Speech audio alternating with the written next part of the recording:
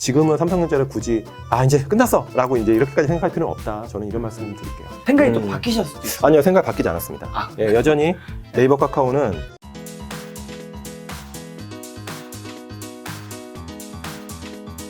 자, 두 번째는 개인 투자자가 하지 말아야 할 투자 습관 4가지. 네네. 자, 또 오늘 요건 또 어떤 건가요? 네.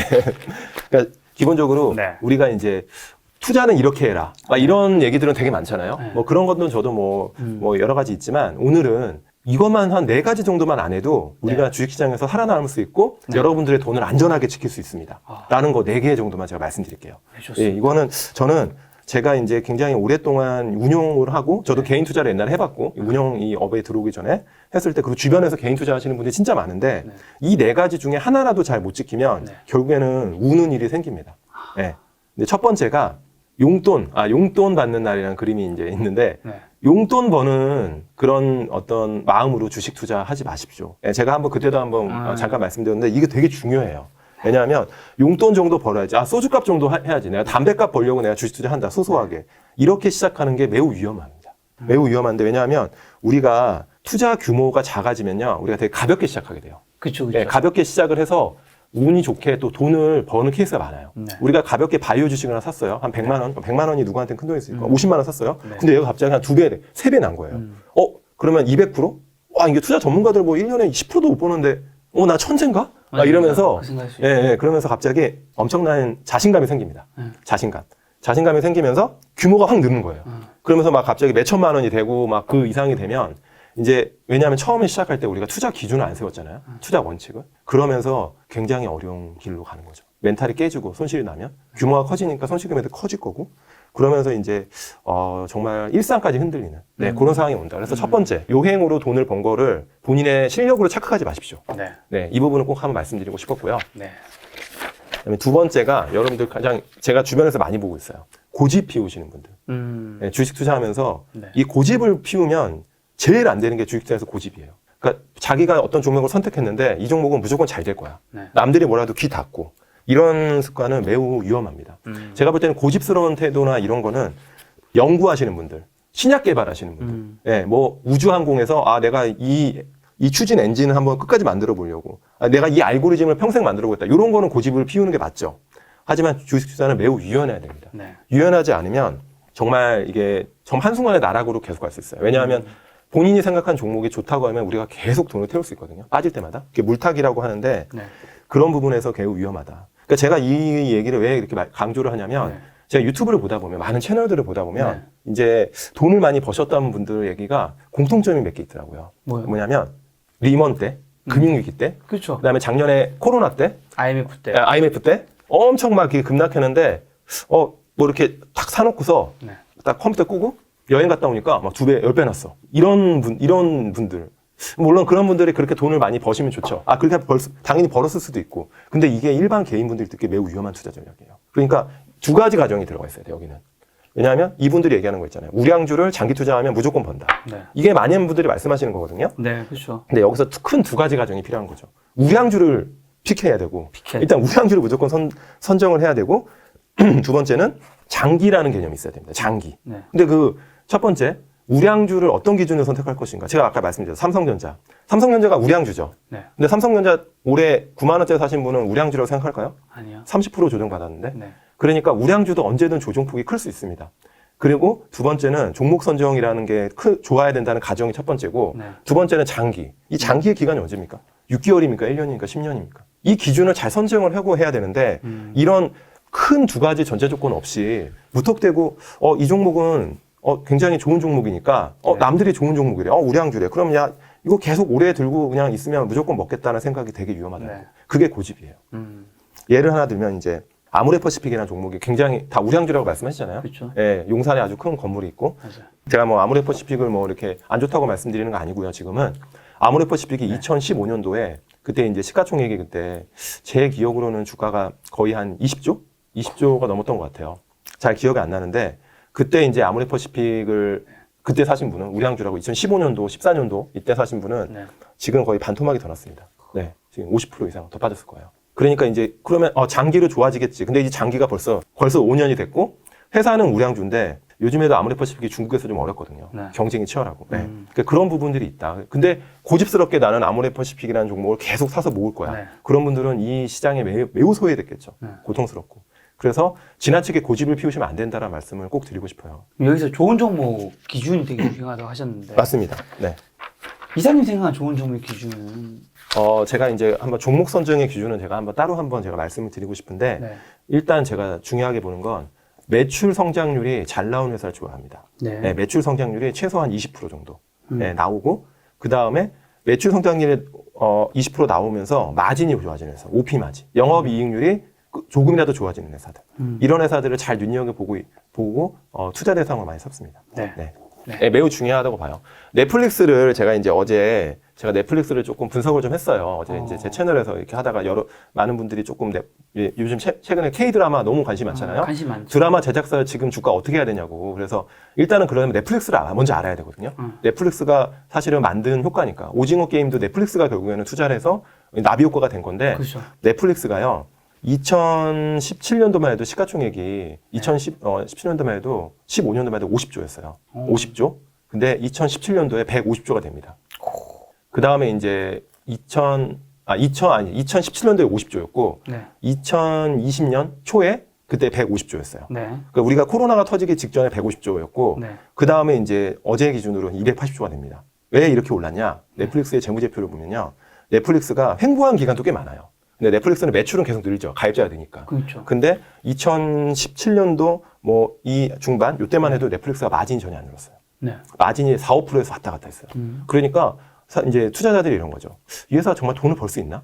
이런 거죠. 그러다가 갑자기 이제 넷플릭스가 마진이 갑자기 10%가 넘어가고 올해 기준으로 20%가 가게 됩니다. 왜요? OP 마진. 그러니까 이제 규모의 경제가 된 거예요. 매출이 어느 정도 느니까 고정비가 이제 딱 줄고 넷플릭스는 이제 마음대로 드라마 제작사만 투자할 돈만 딱 만들어 놓으면 넷플릭스가 1년에 한 17조 투자하거든요. 네. 이 돈밖에 없는 거예요, 쓸 게. 넷플릭스가 마음대로 할 수 있는 거예요, 이 돈은. 네. 그러니까 나머지는 처음에는 이 서버도 네, 만드는 그렇죠. 돈이 많이 그렇죠. 들었겠지만 이제는 마케팅도 많이 해야 되고. 얹어야 되니까. 네. 얹기 넷플릭스가 처음에는 가입자에 늘기 위해서 광고를 엄청 많이 할 수밖에 없는 거예요. 그렇죠, 그렇죠. 우리가 넷플릭스 앱도 모를 때도 있었잖아요. 그렇죠, 그렇죠. 근데 지금은 넷플릭스 모르는 사람 없잖아요. 그렇죠. 지금 오히려 뭐 네. 홍보 안 해도 이런 드라마가 잘 뜨고 그쵸. 영화 뜨면 알아서 그러니까 드라마 제작비만 쓰면 되는 거예요. 그러니까 굉장히 심플해진 거예요, 회사가. 그러면서 이제 넷플릭스가 제작비에 오징어 게임을 사람들이 아무도 투자 안 할 때 네. 한국에 뭐 누가 투자했습니까? 그러니까. 근데 그 넷플릭스에서 그걸 고르시는 소위 말하는 뭐 그런 분들이 딱 알고 그냥 투자해서 굉장히 대박이 난 거잖아요. 네. 네.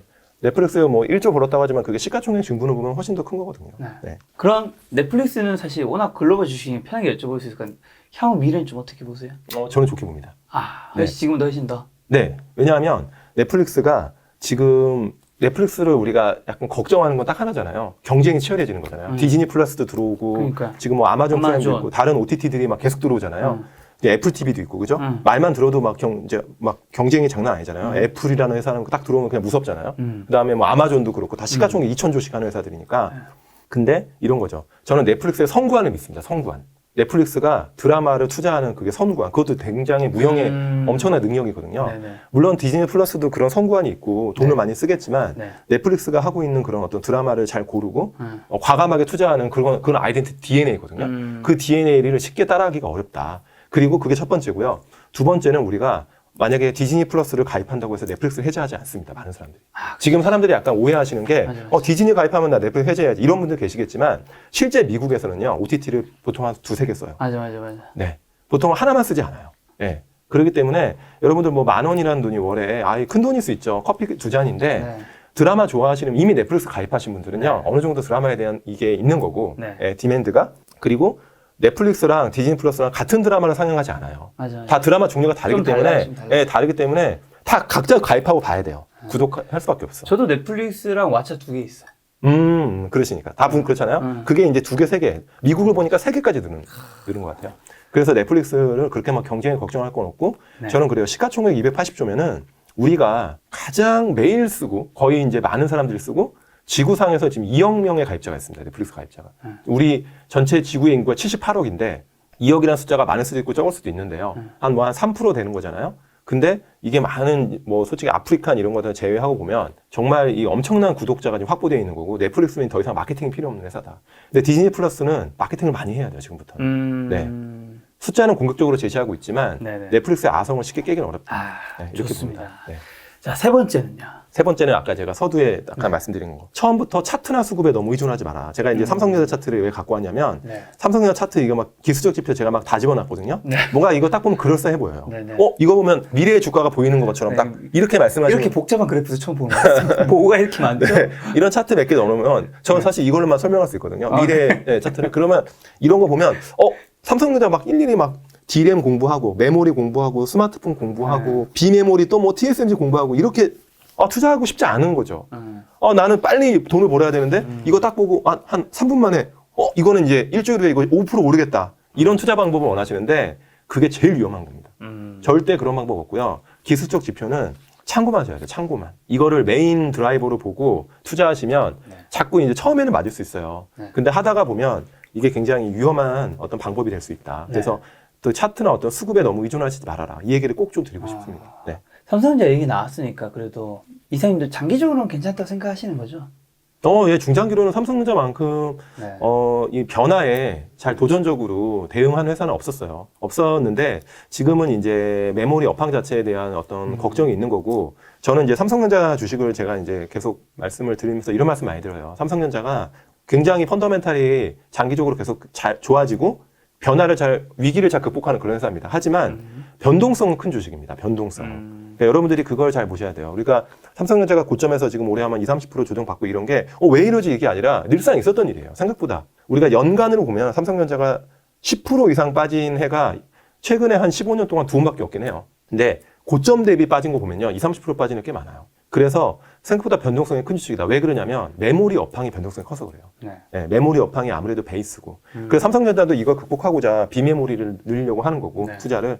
근데 그건 좀 지켜봐야 됩니다. 내년에 TSMC와 아주 엄청난 내년에 전면전이 일어날 건데 3나노에서 그 경쟁에서 삼성전자가 그 전쟁에서 어떻게 이기는지 그게 결국은 삼성전자 주가의 키포인트고 이제 지금 주가 어떻게 하냐 뭐 이렇게 질문 주시는 분들 그 관심 있으신 분도 있을 텐데 제가 이제 그때 이제 한 2-3개월 전에 나왔을 때는 삼성전자가 이제 선행성이 있어서 주가가 조금 좀 불편할 수 있다 뭐 그런 뉘앙스 말씀드렸지만 지금은 어느 정도 가격 조정 이것도 선행성이 있거든요. 안 좋은 부분을 좀 선반영하고 있다. 그래서 지금은 삼성전자를 굳이 이제 끝났어 라고 이제 이렇게까지 생각할 필요는 없다. 저는 이런 말씀 드릴게요. 자, 그럼 네 번째는요? 네, 네 번째는 첫 번째랑 좀 일맥상통하는 건데 우리가 보면 손실은 길게 가져가고 수익은 짧게 가져가시는 분들이 굉장히 많아요. 이거는 제일 하시면 안 됩니다. 네, 우리가 보면 수익이 난 종목은 팔지 못해서 안달이 나요. 많은 분들이. 그리고 손실이 나면은 이거를 그냥 끊임없이 들고 가면서 언젠가는 오르겠지. 그렇죠. 수익은 한 20% 나면 이거를 좀 확정시키고 싶고. 네네네. 특히 이제 이런 거죠. 만약에 이제 우리 김 작가님한테 친구분이 이제 주식을 잘 하시는 분인지 모르겠지만 누가 추천을 해요. A라는 종목 추천했는데 이제 두 가지 경우가 있겠죠. 추천하면 이게 오르는 경우가 있고 떨어지는 경우가 있는데 만약에 올랐어. 그러면 어떻게 하실 겁니까? 만약에 한 10% 올랐어. 그러면은 바로 어떻게 하실 거예요? 친구가 추천해가지고 그냥 잘 모르고 그냥 친구 추천만 듣고 사셨어요. 기분 좋겠죠. 기분 좋고 그 다음에 액션은 이제 뭔가 팔아야 되나? 팔아야 되나? 팔진 않으시고 그냥 팔 수도 있고 뭐. 할 수도 있고 만약에 10% 떨어졌어요. 그러면 어떻게 하십니까? 10% 떨어졌으면 뭔가 약간 버텨서 약간 다시 올라올 때 기다려야 되나? 그거 고민할 수도 있고. 친구한테 연락은 안 합니까? 하죠, 당연히. 하냐고. 지금 방송에서 말을 못하겠네. 네, 이게 심리학이 있는 건데요. 실제로 친구한테 추천을 받잖아요. 그러니까 본인의 어떤 노력이 아니고 그러면은 바로 팝니다. 먹으면. 수익이 나면 바로 팔아요. 네, 바로 팔고 손실이 나면요 안 졸아보지 못하고 들고 가요. 그리고 친구한테 물어보면 다행인데 물어보지도 않고 그냥 꾸준히 이렇게 들고 있습니다. 얘가 괜히 추천한 게 아니겠지. 뭔가 대박이 있겠지. 그러면서 그러면서 그렇게 되는 거죠. 손실은 길게 가져가고 수익은 짧게 가져가고. 저 이제 너무 공감하는 게 제가 얼마 전에 저도 가까운 지인들한테는 뭐 가끔 저도 뭐 정보를 많이 들으니까 그 중에서 내가 들어도 괜찮은 것 같으면 얘기를 할 수도 있잖아요. 얘기를 했어요. 그 종목에 그래서 한 2개월 만인가 100%가 올랐어요. 와, 그래서 이제 제가 저는 이제 100%대 팔았거든요. 걔네들한테 물어봤지. 한 명 10%, 한 명 20%. 이게 없더라고. 수익이 났으니까. 그래서. 수익이 나고 없더라고.